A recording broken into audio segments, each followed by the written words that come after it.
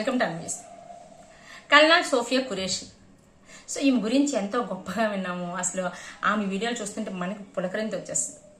అలాంటిది ఇలాంటి ఒక పెద్ద ఆఫీసర్ గురించి మనకి ఒక ఆపరేషన్ సింధూర్కి రిప్రజెంటేటివ్గా నిలబడిన ఒక స్త్రీమూర్తి గురించి BJP leader Madhya Pradesh minister Kunwar Vijay Shah మాట్లాడిన మాటలు నిజంగా సిగ్గుచేటు. అతనికి ఆ నోరు ఎలా వచ్చింది? అది అసలు నోరేనా?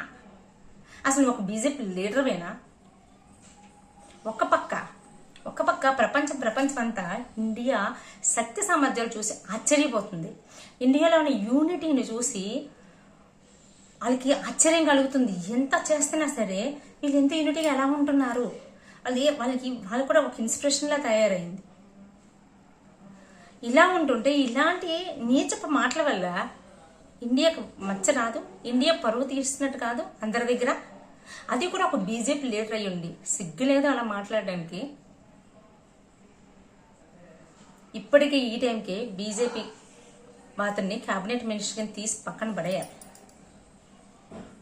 ఇంతకు అతను నిన్న మాట్లాడిన మాటలు ఫుల్ వైరల్ అయింది, మీరు అందరూ విని ఉంటారు. కానీ నేను ఒక్కసారి చెప్తున్నాను. కల్నాల్ సోఫియా ఖురేషి గురించి ఇతను మాట్లాడిన మాటలు వింటే తూ అని వస్తాం.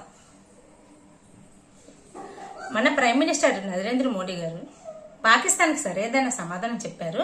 అది ఏంటంటే, ఏ తీవ్రవాదులు అయితే మన మీద విరుచుకుపడ్డారో అదే తీవ్రవాదుల కమ్యూనిటీకి చెందిన సిస్టర్తోనే వాళ్ళకి సరైన సమాధానం చెప్పారు. పాకిస్తాన్కి బుద్ధి వచ్చింది అని. ఏంటండి ఆ మాట? కల్నాల్ సోఫియా ఖురేషి తీవ్రవాదుల కమ్యూనిటీకి చెందిన సిస్టర్ అంట. ఏం మాట్లాడుతున్నారు ఇతను? అసలు తీవ్రవాదానికి మతానికి ఉన్న డిఫరెన్స్ ఏమన్నా తెలుసా? ఆ తేడా తెలుసా? నోటికి ఏది వస్తే అది మాట్లాడమేనా? ఇంత నీచంగా ఎలా ఆలోచిస్తారు కూడా అర్థం కావట్లే. ఒక పక్క ఇండియాలో యూనిటీని చూసి ప్రపంచంతా ఆశ్చర్యపోతుంది. మేము కూడా ఇలాగే ఉండాలన్నట్టుగా ఆ రోజు ఆ ఇద్దరు ఆట సింహాల్లాగా స్టేజ్ మీద నిలబడి ఆపరేషన్ సింధూర్ గురించి ఇన్ఫర్మేషన్ ఇస్తుంటే ప్రపంచమంతా కూడా ఇండియా వైపు చూస్తుంది ఆ రోజు ఆ వీడియోని. అంత ఇన్స్పిరేషనల్ గా ఉంది. అలాంటిది అసలు వాళ్ళని ఒక మతానికి ఆపాదించి ఎలా మాట్లాడాలనిపించింది?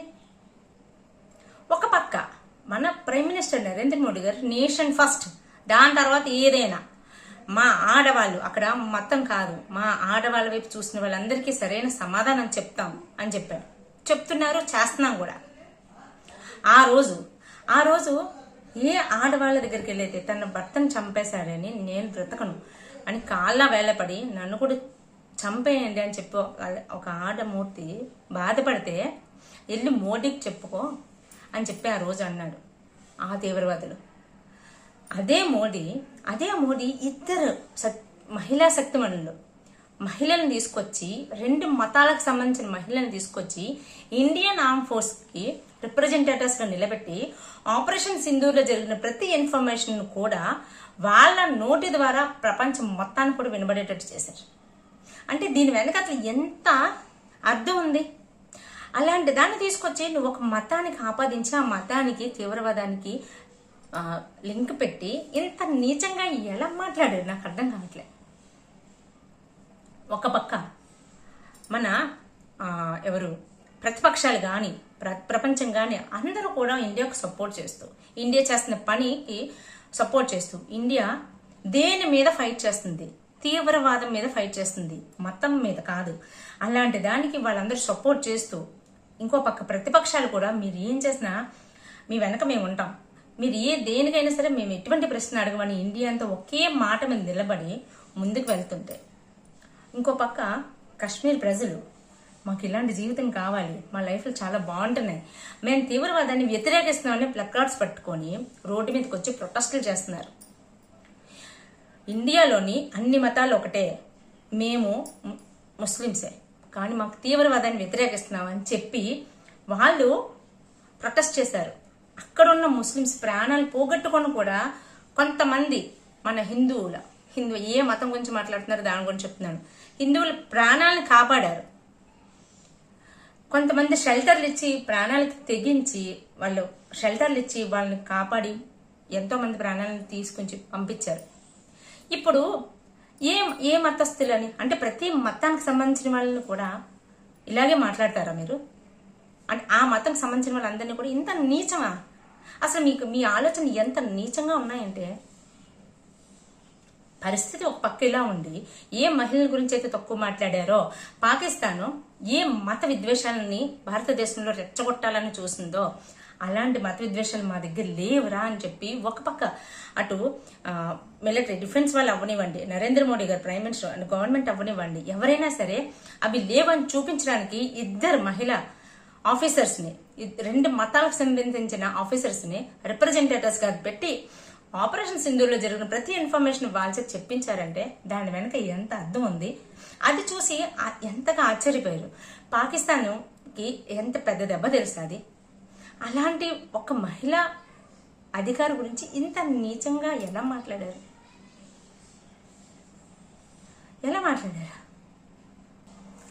పాకిస్తాన్ చేసిన పనికి మిగతా ముస్లిం కంట్రీసే వాటికి సపోర్ట్ చేయలేదు. అక్కడ మతం కాదు, అక్కడ ఉగ్రవాదాన్ని హతమార్చాలి అంతే. ఉగ్రవాదం ఏ కంట్రీలో ఎవరు ప్రోత్సహించినా ఆ కంట్రీని ఎంకరేజ్ చేయకూడదు. సో దాన్ని హతమార్చాలి. అది దాని గురించే పెద్ద పెద్ద కంట్రీస్ అంటే ముస్లిం మత దేశస్తులైన ఏవి కూడా పాకిస్తాన్కి సపోర్ట్ చేయలేదు. ఎందుకు సపోర్ట్ చేయలేదు? అక్కడ ఉగ్రవాదానికి మతానికి లింక్ లేదు అని ప్రపంచం అంతా ఒకటే మాట మీద నోరెత్తి మాట్లాడుతుంటే ఒక బీజేపీ లీడర్ అయ్యండి ఇలాంటి మాటలు మాట్లాడడానికి సిగ్గులేదు. ఇలాంటి వాళ్ళ గురించి ఎవరైతే రెస్పాండ్ అవ్వాలా వాళ్ళే రెస్పాండ్ అయ్యారు. మధ్యప్రదేశ్ హైకోర్టు సుమోటోగా రెస్పాండ్ అయ్యి ఇతని మీద కేసు ఫైల్ చేశారు. Section 152 and section 196 1B of BNS కింద ప్రీమియా ఫేసియా కేసు కింద కేసు రిజిస్టర్ చేశారు. ఇందులో ఏంటంటే నేషనల్ తక్కువ చేసి మాట్లాడడం కానీ ఇలాంటి కొంచెం నీచపు మాటలు, మతానికి సంబంధించిన నీచపు మాటలు మాట్లాడిన ఇవన్నీ కూడా ఒక క్రిమినలైజేషన్ కిందకు వస్తాయని చెప్పేసి కేసు ఫైల్ చేశారు. ఇది ఇమీడియట్ గా అబ్జర్వేషన్ ఉండాలని, ఇమీడియట్ గా ఇంప్లిమెంటేషన్ చేయాలని కేసు గురించి హైకోర్టు చాలా చాలా దగ్గరగా అబ్జర్వ్ చేస్తుంది. ఇదే టైంలో బీజేపీ వాళ్ళు కూడా కేబినెట్ నుంచి ఇలాంటి చీడపురుగులు ఉంచకూడదు, కేబినెట్ మినిస్టర్ కింద తీసేసి పక్కన పడేసి ఇలాంటి వాళ్ళు మాకు అక్కర్లేదని ప్రూవ్ చేసుకోవాలి. ఒక పక్క ఇండియా అంతా కూడా ఇండియా శక్తి సామర్థ్యాలు చూసి ప్రపంచం అంతా కూడా ఆశ్చర్యపోతుంటే ఇలాంటి చీడపురుగుల వల్ల ఇండియా పరువు పోతుంది. సో ఇదండి ఓవరాల్ గా వీడియో. మీకు నచ్చితే లైక్ చేసి షేర్ చేయండి, ఛానల్ సబ్స్క్రైబ్ చేసి మర్చిపోకూడదు. Take care, bye. మీ అభిప్రాయం ఏంటో కామెంట్ చేసి చెప్పండి.